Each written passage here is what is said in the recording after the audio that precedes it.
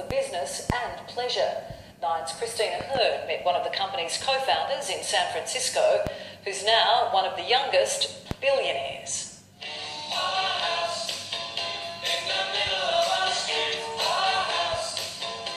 It's making our house, your house, all over the world. AirBnB has revolutionised the accommodation business. Here in San Francisco, Victoria and Julia from Sydney have ditched the idea of a hotel and are staying in someone else's home.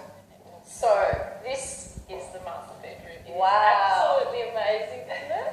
I love the idea of actually living in an apartment or a house in the city. You sort of become more part of the city. Airbnb allows people to put their homes up for short-term rent. Then travellers log onto a website and choose accommodation from a range of budgets. And it's not just houses on offer.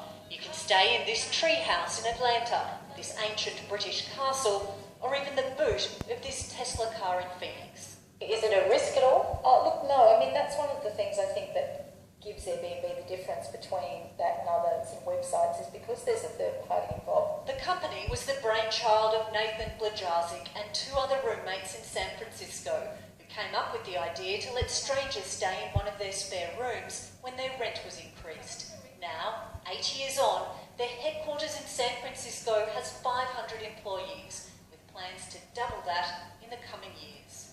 Now it's valued over $10 billion. Couple on ways. So. Could have you ever imagined it? Not at that time, that's certainly not. I mean, at that time we were in credit card debt. So our conference rooms are themed after actual properties on our website. So this conference room is modeled after a property we have in Paris. It hasn't been all smooth sailing though. There have been houses trashed, some even used for wild sex parties. What measures have you done to ensure that that doesn't happen as much as possible? We actually do have something called a host guarantee, which is up to $1 million US or Australian dollars. We guarantee that if something is damaged in your home, that will help cover it. The Aussies were early adopters. Right away I remember he was a truck driver and the wife was a kindergarten teacher. Keppa became an Airbnb host 5 years ago and says she's never had a problem hosting travellers in her San Francisco home, saying the online review system helps weed out the troublemakers.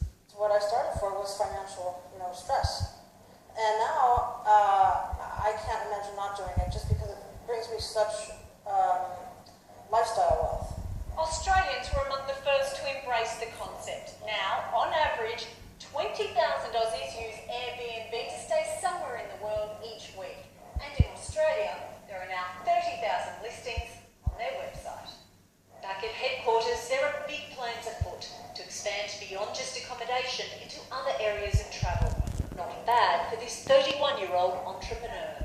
I believe that you are the fourth youngest billionaire, would I be right?